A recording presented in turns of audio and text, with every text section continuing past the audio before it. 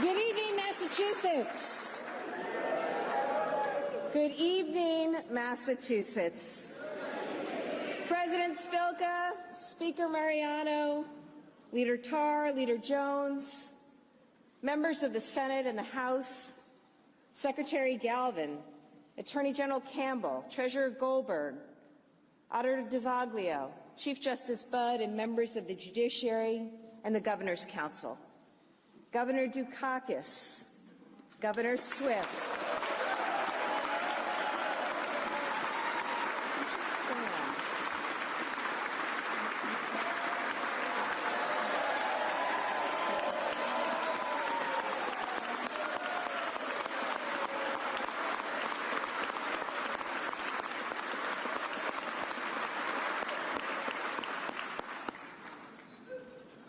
it's good to see you here. It's also good to see Governor Swift and Mayor.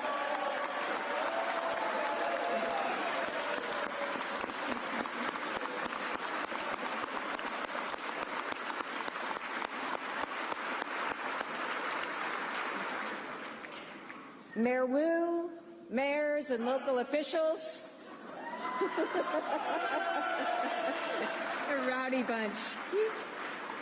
Leaders from business and labor, clergy and guests, thank you for being here tonight. Thank you as well to my partner, Joanna Lidgate, the Commonwealth's first partner.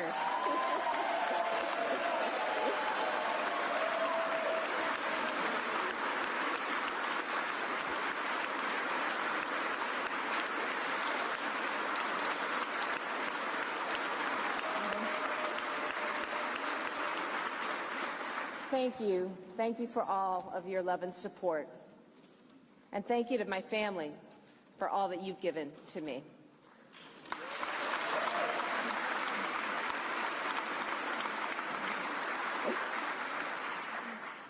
Lieutenant Governor Kim.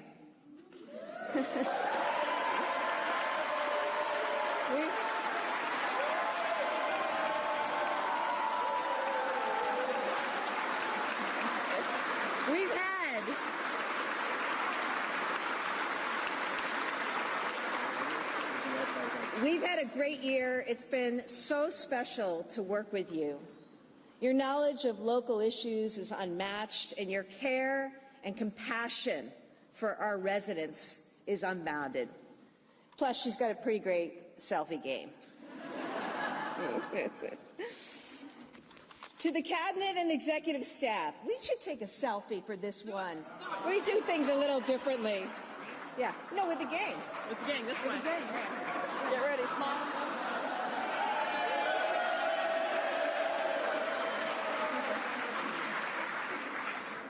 Forgive us, we're rookies. To our Cabinet and executive staff, you are the best teammates we could ever have. Thank you.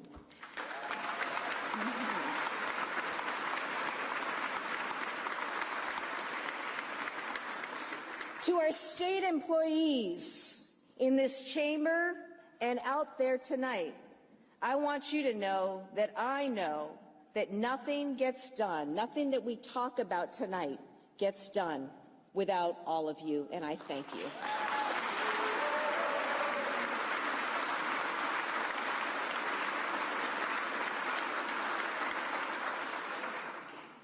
To our service members and Gold Star families, know that your sacrifice is never forgotten. At this moment,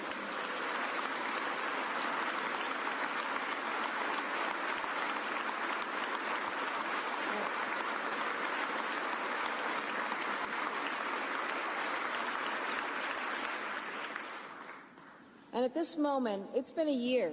It's been a year of a lot of loss and heartache for Massachusetts military families.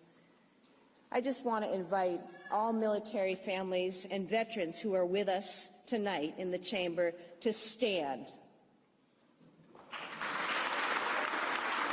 We thank you.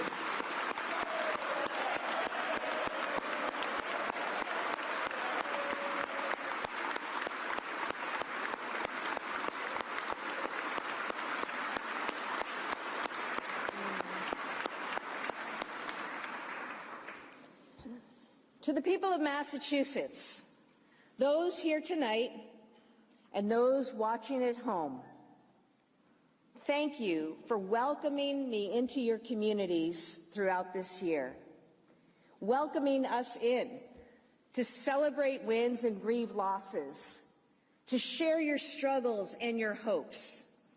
Through it all, what I've seen more deeply than ever before, more deeply than I ever understood, was that the true strength of this great state is our people. So I want to introduce a few of them tonight. We have with us Jay and Lisa Savage. Jay and Lisa. Jay, wait till you hear about him. Jay is a fourth-generation potato farmer from Deerfield. God bless you. But I want to tell you something. You see, back in July, on a hot and humid day, we waded together through muds, covering fields. The water was knee-deep. We then went on to see hundreds of acres that were absolutely destroyed by flooding, the reality of climate change today.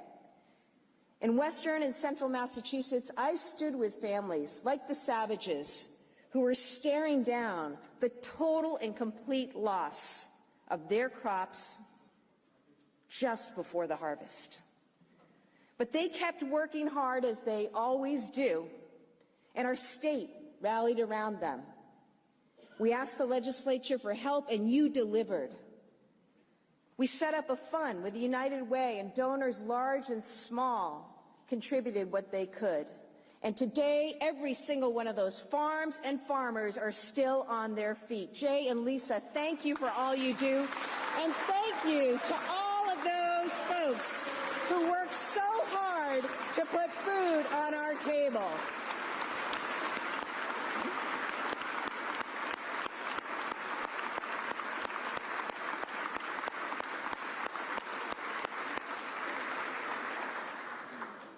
Also with us tonight is Danita Menz. Now, Danita is a mom from Roxbury. She was without a degree, and she found herself hitting career ceilings. She enrolled in a certificate program. She wanted to pursue her passion for interior design. But as a working mom, she was struggling to buy groceries, to pay bills, to pay tuition. She was going to drop out. We know there are thousands of people in our state like Danita. That's why this year we worked closely with the legislature and we did something special. We created Mass Reconnect. It's a program that offers free community college to anyone 25 years or older. For Danita, it came just in time. With the barrier of cost now removed, she's now going for her degree at Mass Bay Community College. She calls it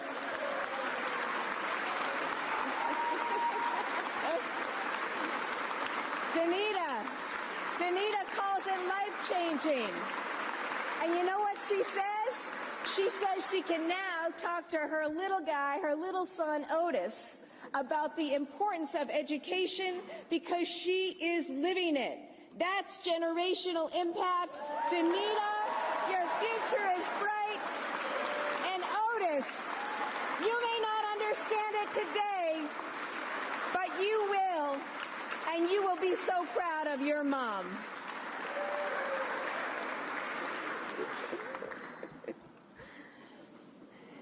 You know what's also great about that program that we did together? Public enrollment in higher education is up for the first time in 10 years in this state. That's a really good thing for our students, for employers who are going to benefit from a more skilled workforce, and for our economy, so I thank you. A year ago, you put your trust in us, and we've worked hard every day to try to live up to that responsibility. The whole way we've been guided by this simple truth, that behind every decision we make is a student, a family, a business owner, a senior. That's who we work for. Yes, our economy is strong. Massachusetts has more jobs than ever before, and unemployment is at an all-time low. But we also know that prices are high, and too many families are having a hard time making ends meet. Many of us understand what that's like. I think of my own mom, raising 5 of us kids alone. One night, I remember years ago, we were sitting around the kitchen table, and I could see she was hiding tears. She picked up her head and softly asked my little brother if she could use his savings from yard work and babysitting to pay taxes. He was 11. You do what you have to do. People do what they have to do. I understand that. And as I see it, government should be there to make life easier, not harder.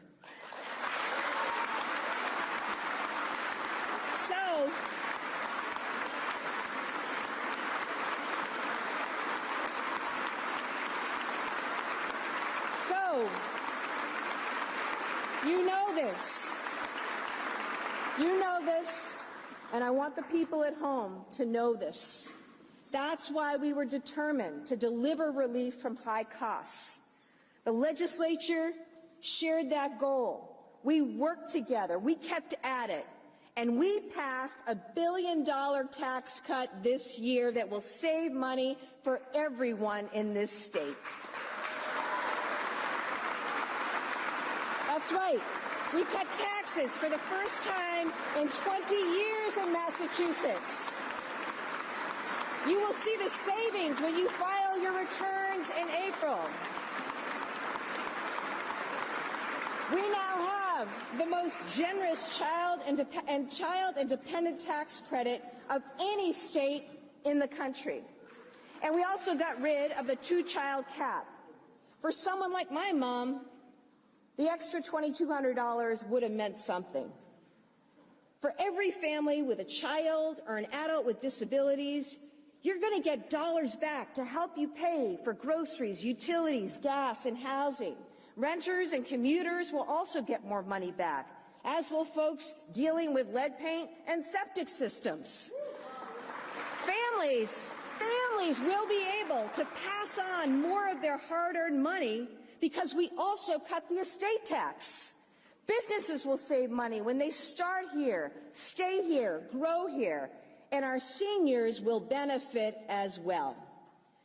With us tonight is Elaine Correa. Elaine is 87 years old, God bless you, a retired nurse, still active in her community. Let me tell you about Elaine.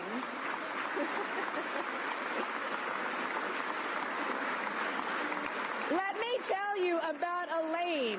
Elaine has lived in her home in New Bedford for 61 years. She calls it a blessing every day. She also has 9 grandkids, and she told me they don't all agree on politics.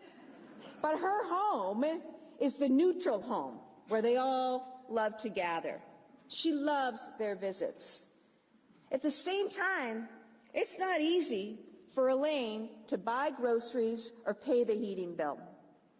Elaine, it's stories like yours that inspired us to double the senior housing credit to $2,400 because no one should have to worry if they can afford to stay in the house that they love.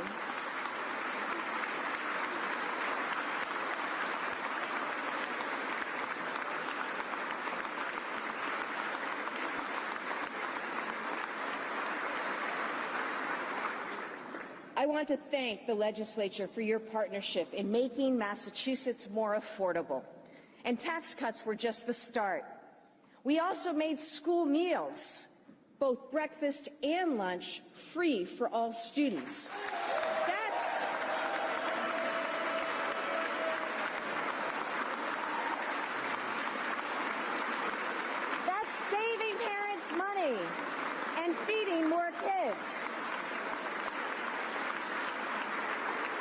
grateful to the Speaker for his leadership and his passion on this issue. We were together. Let me tell you something.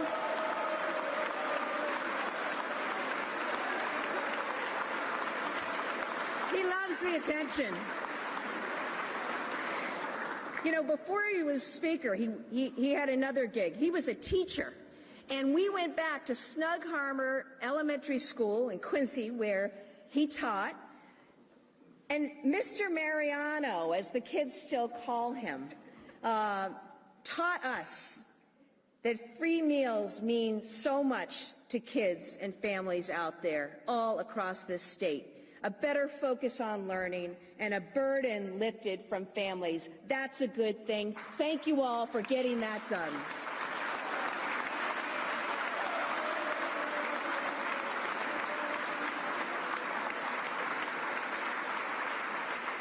And we didn't stop there. Together, we provided record support for schools by fully funding the Student Opportunity Act. And this year, we're going to do it again. We expanded access to affordable health care. We paid off student loans for thousands of frontline health care workers. We increased financial aid to make state colleges and universities more affordable to our smart, hardworking Massachusetts students. This is what our work is supposed to be about, bringing help and bringing hope to those that we serve. Now, I still think of the grieving families I met at the Veterans Home in Holyoke. They lost loved ones to COVID in the cruelest way possible. So after one of the worst chapters in our state's history, we were determined to do right by our heroes. The legislature provided a plan and funding. The congressional delegation delivered. And we appointed our first ever cabinet-level Secretary of Veterans Services, U.S. Army Reserves Major John Santiago, to get the job done.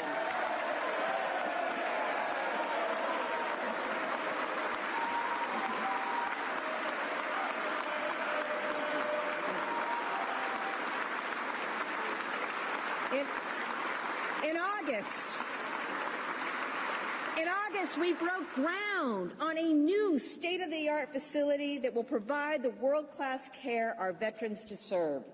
And in December, we opened an equally beautiful veterans home in Chelsea. We've started a new chapter, and we will never let our veterans down again. So now let's pass the HERO Act and make sure that all of our veterans get all the respect, all the services that they've earned.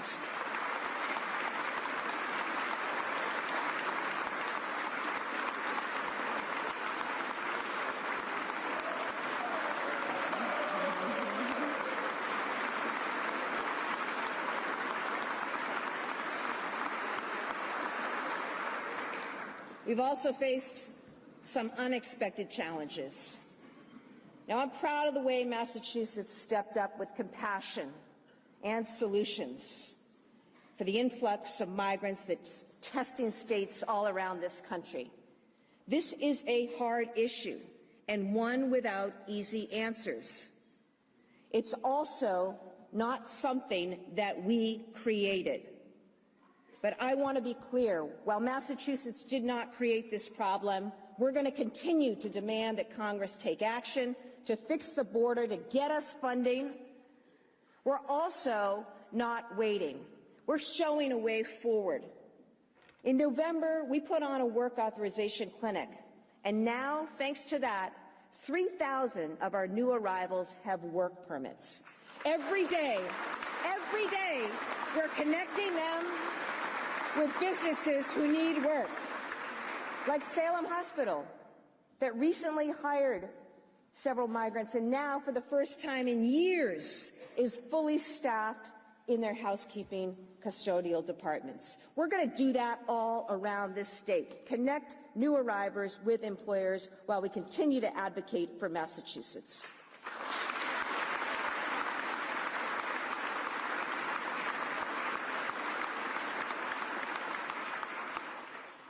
Massachusetts met the moment in so many ways this past year. We started by standing up for reproductive rights, stockpiling mifepristone and protecting patients and providers in the face of national attacks.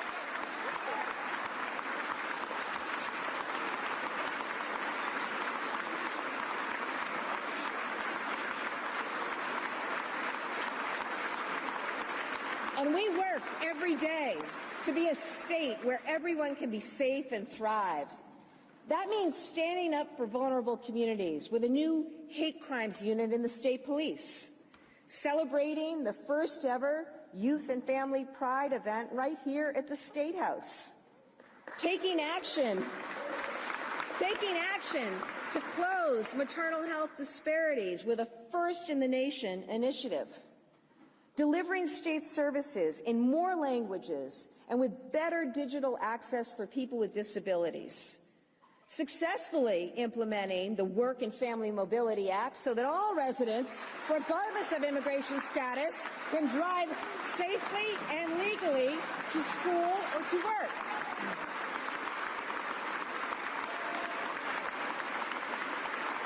We're turning climate change into opportunity with the appointment of the country's first cabinet-level climate chief and the first green bank dedicated to building healthy, affordable housing.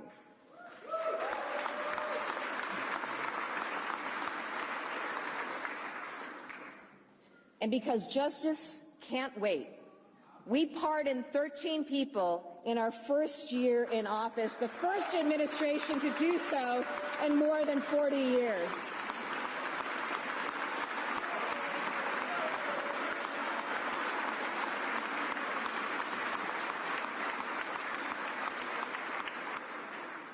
We set high goals for our first year in office. I stood here a year ago and made a bunch of promises to you and to the Massachusetts public. And because we came together and we acted with urgency, we delivered results. We met every single one of those goals. Today, Massachusetts is more affordable, more competitive, more equitable than it was a year before. And the state of the Commonwealth, like the spirit of our people, is stronger than ever.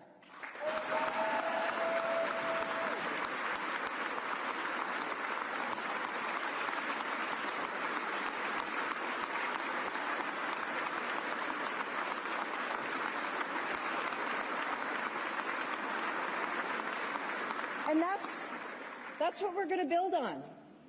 That's the strength that we are going to build on this year. It's proof that we can do hard things. Nothing is impossible if we work together.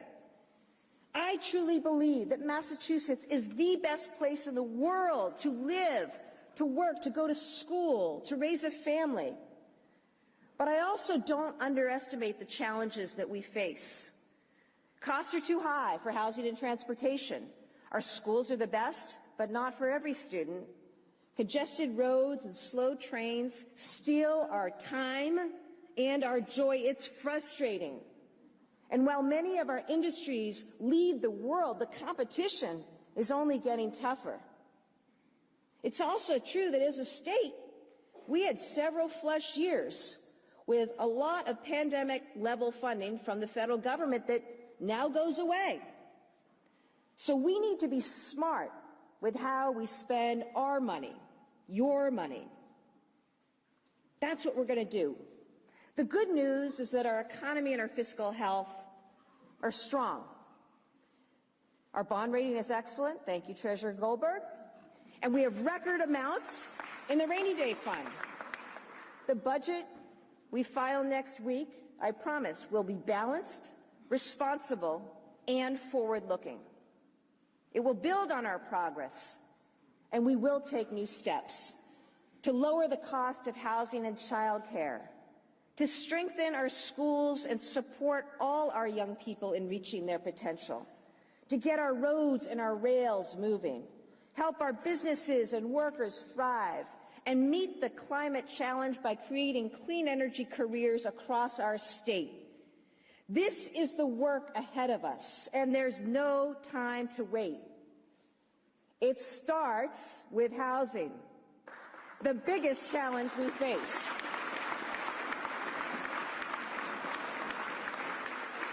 You know the numbers. Rents and prices are high. And here's what it looks like at a kitchen table. A young couple going on a real estate app, typing into Zillow their price range for a home, and seeing all of the homes disappear. Nothing available that they can afford. It's the recent graduates having dinner, talking about other states where their paycheck might go further. It's our seniors unable to think about downsizing because there's nothing to afford, or other seniors staring at disbelief at a letter from a landlord who's going to raise their rent. Now, this isn't just a few unlucky people. It's the heart of our workforce. It's the soul of our communities. It's the future of our state. So we have to act, and we have to act now to make it easier for everybody to afford a place to live in Massachusetts.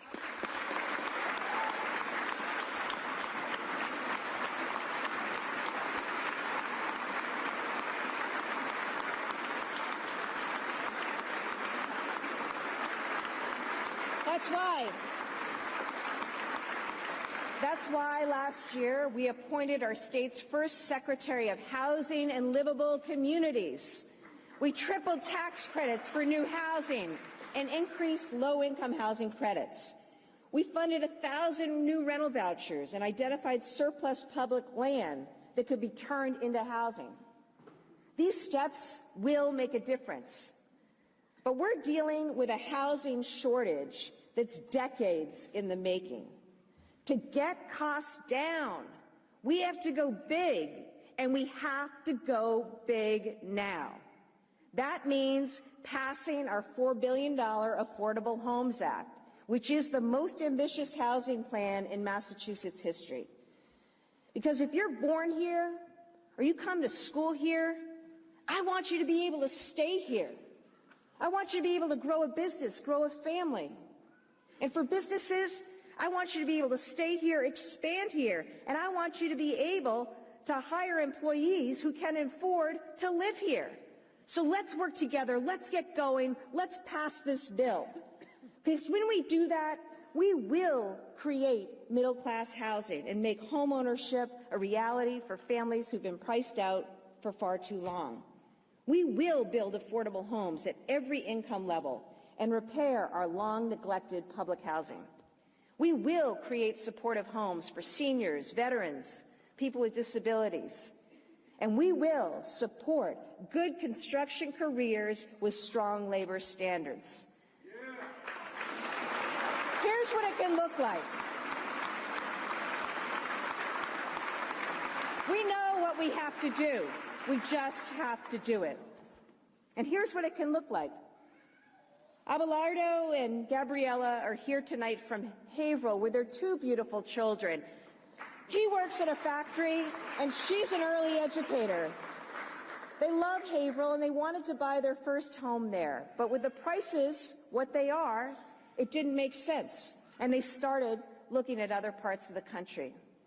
Then they got connected with state programs that helped, and now they're homeowners in Haverhill. See, we know what we need to do.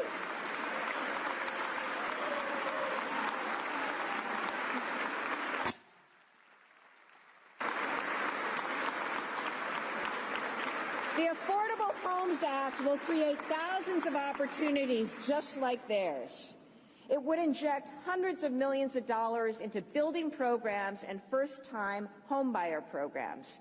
It will reduce barriers to housing production and give communities the tools they need to develop housing where they need it.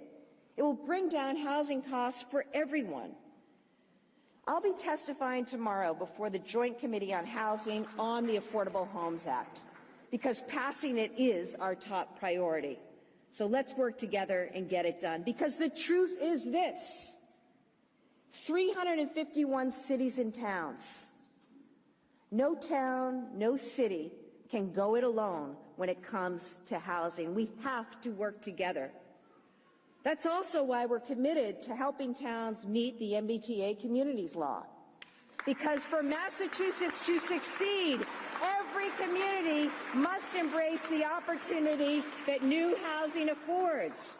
It's for the next generation to invest in their hometown, to help seniors age in place, to keep more talent and more customers fueling local businesses, to lower costs and unleash people's full potential. Now, housing is the biggest item for any family's budget, unless, of course, you have kids in childcare. Costs have been too high for too long, while providers and care workers have been barely hanging on. It stresses families, it pushes women out of the workforce, it holds our economy back. We have to lower child care costs.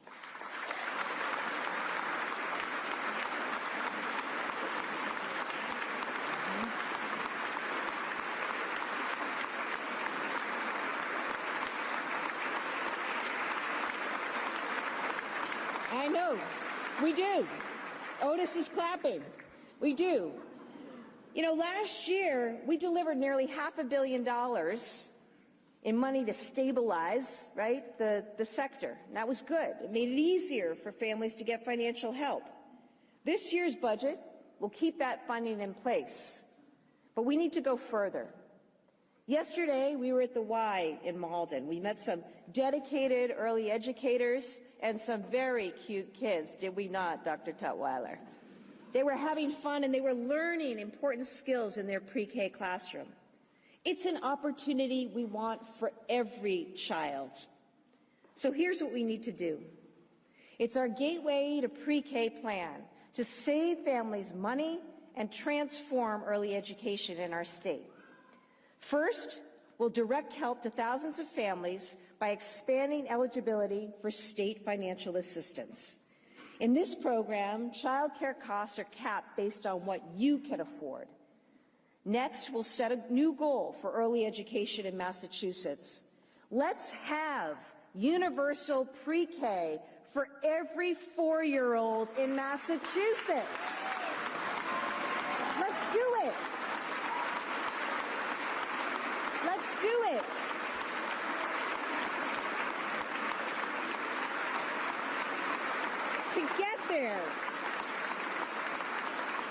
To get there, I want by 2026 a guaranteed access to high-quality, affordable preschool for every 4-year-old in all 26 of our gateway cities. That means a seat in a classroom for over 23,000 children.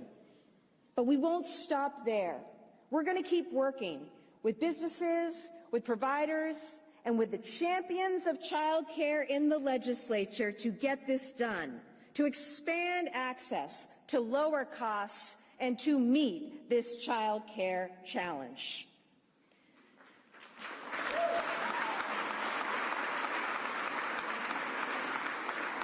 By every metric, Massachusetts has the best schools in the country.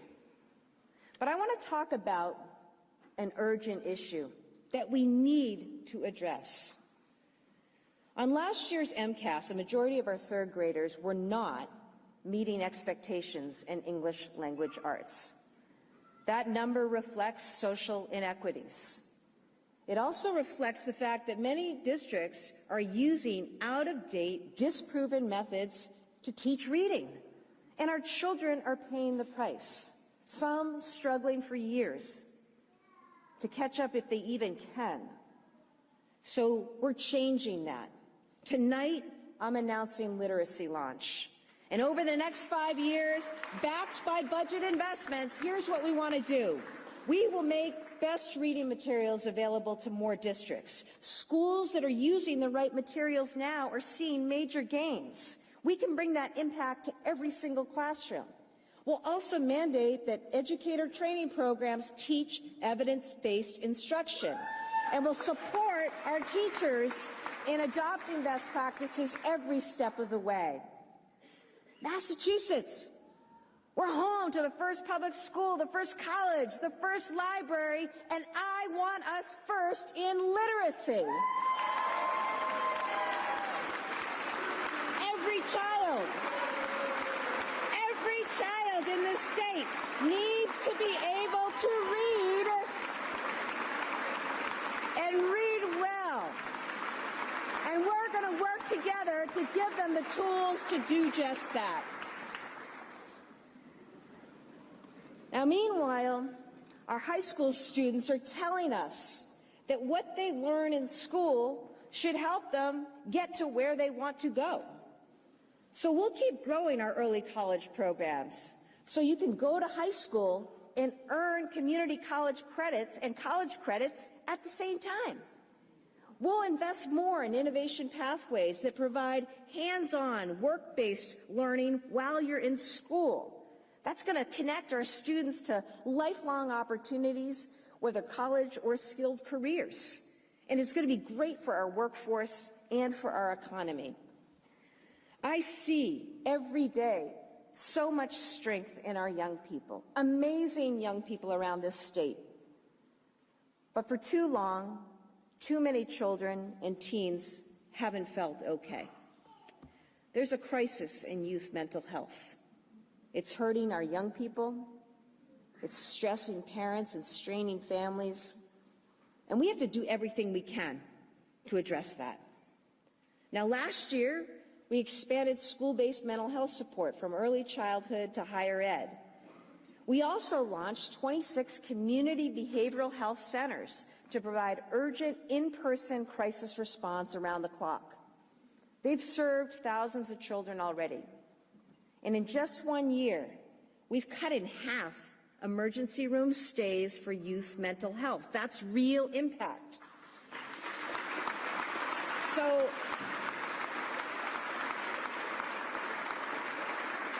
we know what's working, so we're going to do more of it with support in school and in community.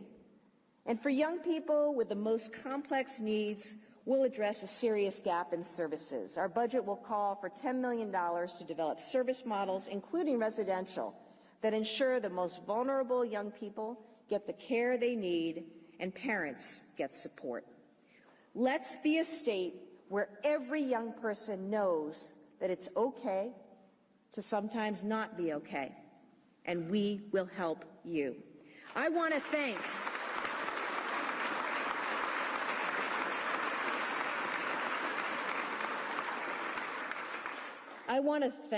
Senate President Spilka for her profound leadership on this issue. She set us on the right path with the Mental Health ABC Act. She shared her family's own struggle with mental health, and in doing so, further helped to destigmatize what so many parents, what so many kids, what so many families have experienced at home. She also made sure, and I look forward to continuing to work to make sure that in this state, mental health is valued just as much as physical health. Thank you, Senate President.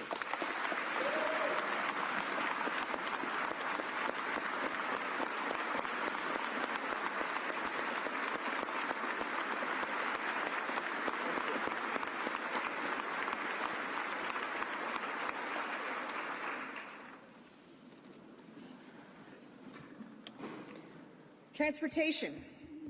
Let's talk quality of life. Transportation affects everyone's quality of life every single day. That's why we've worked hard to fix roads and bridges and rails, to make them safer, to get them moving. We sent this year unprecedented funding, thank you, to cities and towns for locally needed projects. And we did more. We need state funding, of course.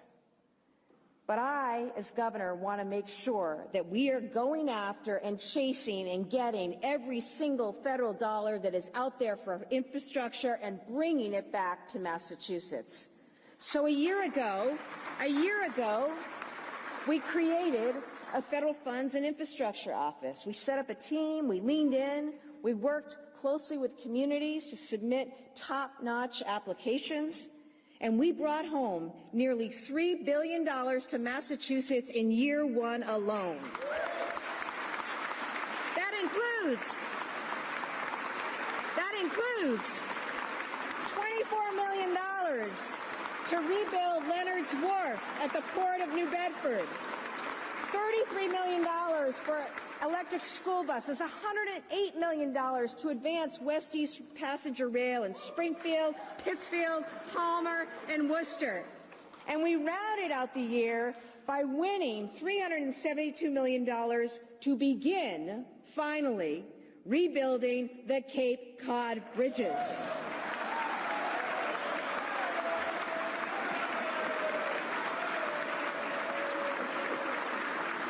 Thank you to our congressional delegation, our Mass Department of Transportation, and the federal funds team, not to mention the great communities of the Cape and across our state.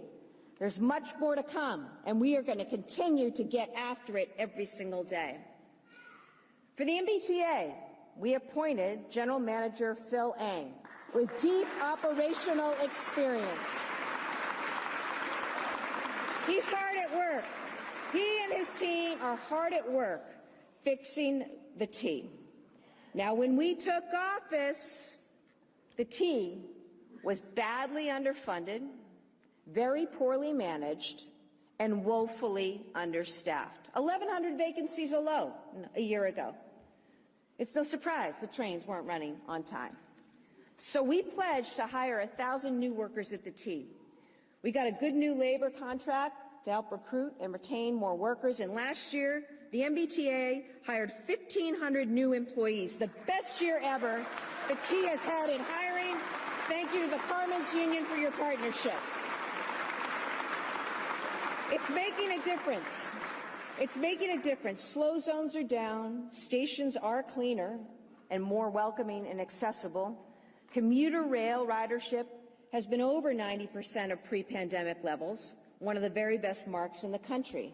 And platforms, these commuter rail platforms in Lynn and Ashland, there are a few out there, but in Lynn and Ashland, we opened those platforms ahead of schedule. Look, I know we've got a long way to go. I know that, and I want all our T-riders out there to know that. I thank you for your patience as our work continues. But we are committed to making your commutes better. And I can share with you tonight, our budget proposal next week will offer transformative investments to improve all the ways that people get around in Massachusetts. We'll increase funding for local roads and bridges to record levels, with special investments dedicated to rural communities. We'll double our support for MBTA operations and tackle deferred maintenance so that we can build a system that is worthy of our economy. It is imperative.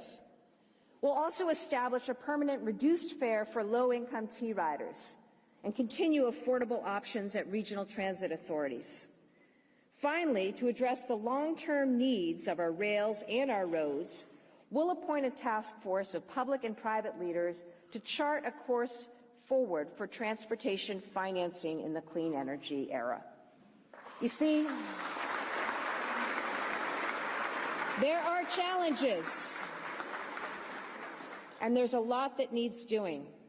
But I promise, under our administration, we aren't kicking the can down the road any longer on anything difficult.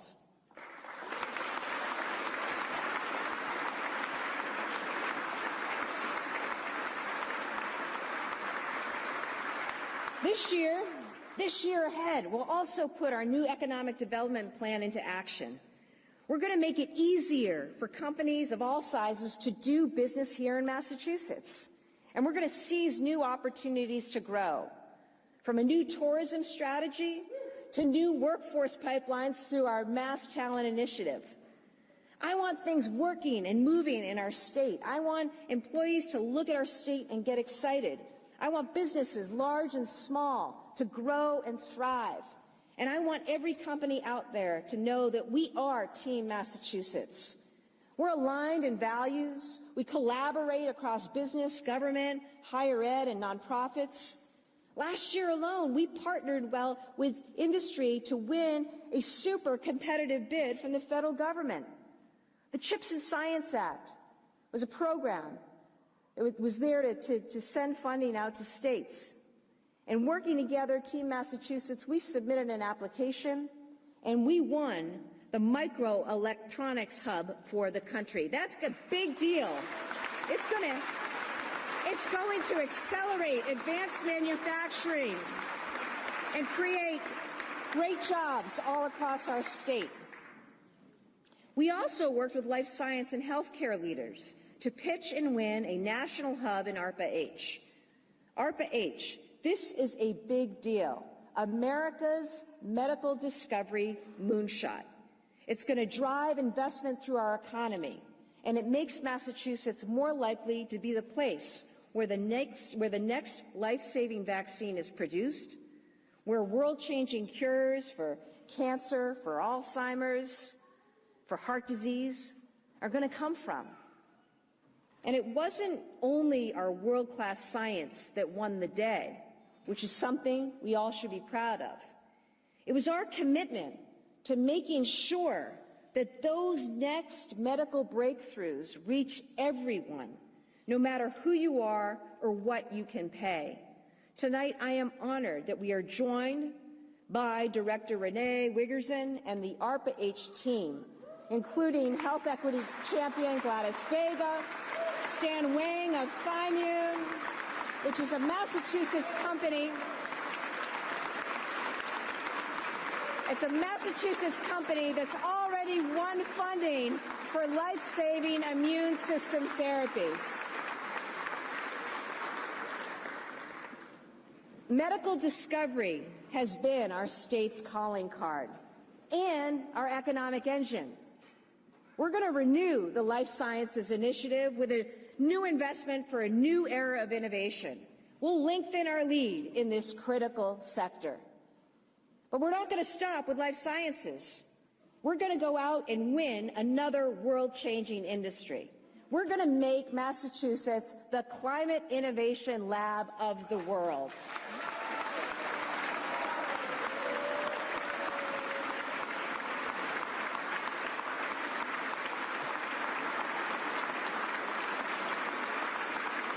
We are. We'll help climate tech companies not just start in Massachusetts, but scale in Massachusetts, creating good jobs in the climate corridor we're building across our state. You can see it coming to life. I think about Commonwealth Fusion, a clean energy innovator started at MIT. It's now got 500 employees at Devon's alone. I think about Sublime Systems in Somerville, a startup bringing low-carbon building materials and now 70 manufacturing jobs in Holyoke, working through a state partnership. This is great stuff. Our Climate Tech Initiative will catalyze this growth into global leadership that benefits Massachusetts workers and communities and our economy. Already we're leading the clean energy revolution. Just this month, Vineyard Wind, right off the coast of New Bedford, is sending power to the grid. On its way.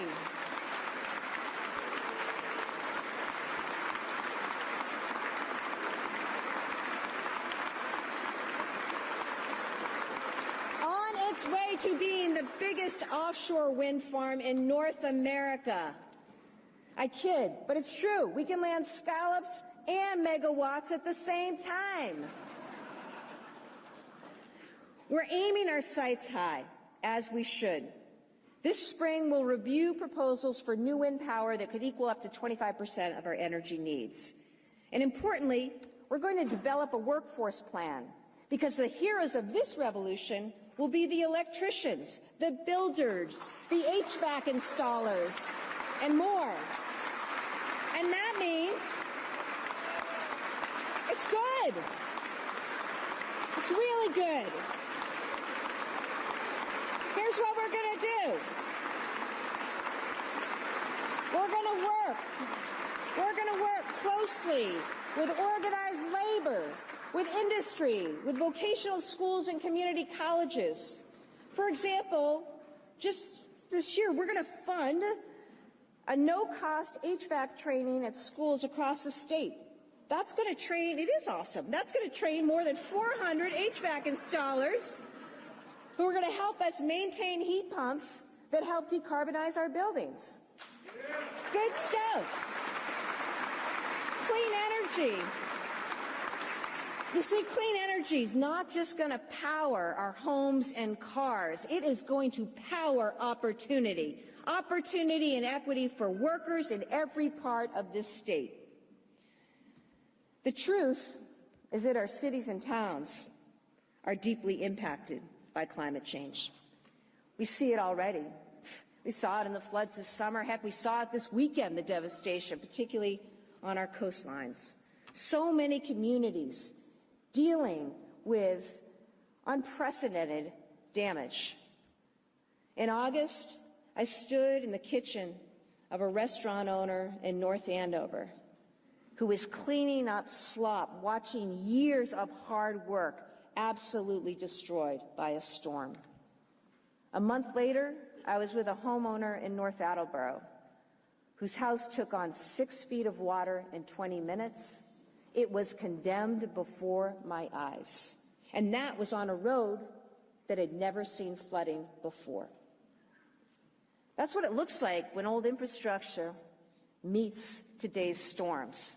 We have to protect our homes. We have to protect our businesses for the long term and right now. Our communities need help. Our residents deserve a better response.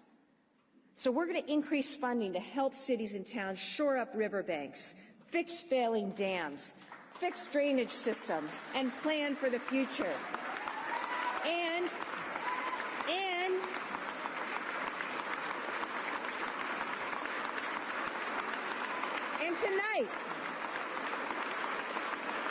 tonight we are proposing a permanent disaster relief resiliency fund. And I want to thank Senator Joe Comerford and Rep. Natalie Blais, who championed this idea.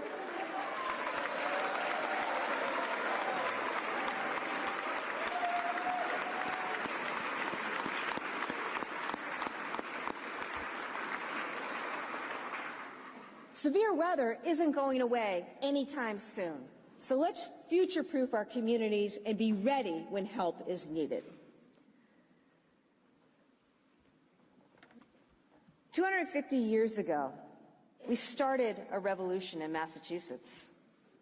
Our state launched the American experiment and changed the course of world history. You can feel it in this building. Just look around you.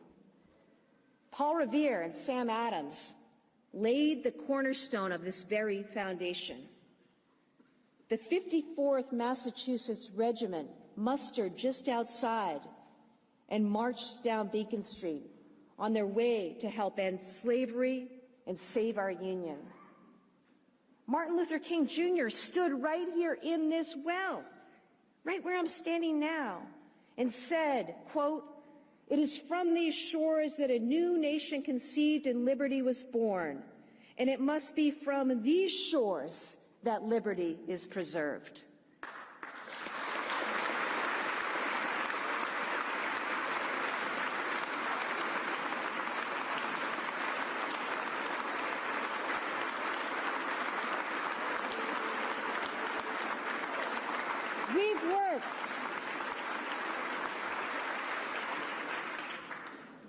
We've worked in each generation to make America's founding promise real for all our people. It's who we are. And it's why, whatever happens in national politics, Massachusetts will defend democracy. And more than that, we will live democracy and we will show how it works. We're going to take on our toughest challenges by making sure that every voice is heard, every community is listened to, and that every step, trying as it may be, we take together. We know times aren't easy, but you know what? Writing a state constitution that became the model for this country wasn't easy. Winning a civil war wasn't easy. Bringing forth civil rights, universal health care, marriage equality wasn't easy, but we did it. And we can do it again.